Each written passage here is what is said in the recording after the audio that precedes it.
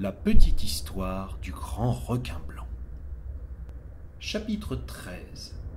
La vie est ingrate.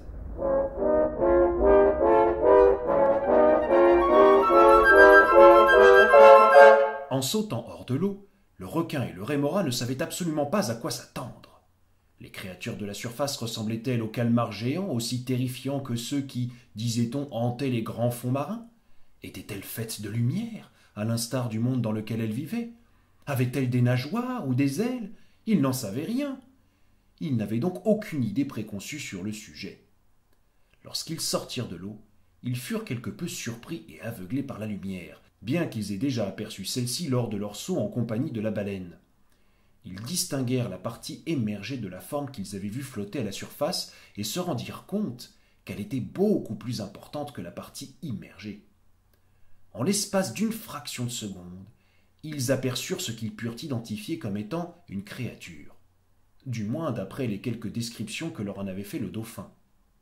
Celle-ci avait un corps plutôt long, dont la tête se distinguait nettement comme celle d'une pieuvre, deux nageoires latérales très fines, avec lesquelles elle avait sûrement bien du mal à avancer dans l'eau, et une sorte de queue composée de deux appendices très longs qui, en l'occurrence, étaient repliés sur eux-mêmes.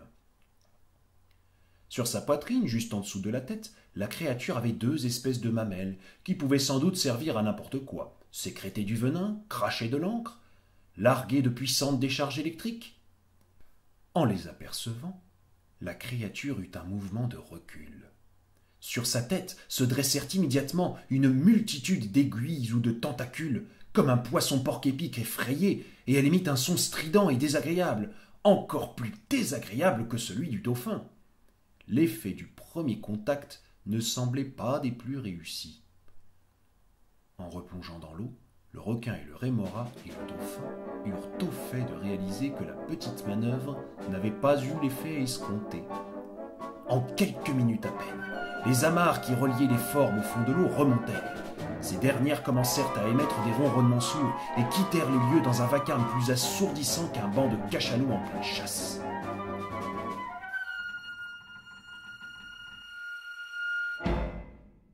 Le rémora demanda naïvement : « Peut-être qu'il faut faire plusieurs essais ?» ?»« Bon, » dit le dauphin en s'adressant au requin, « il semble que ton sourire ne soit pas encore assez convaincant. »« Je me nettoie pourtant régulièrement les dents, » répondit le requin, « avec la formule Squale fraîche qui donne un sourire d'une blancheur éclatante. » Squale fraîche, montez vos proies à pleines dents avec squale fraîche.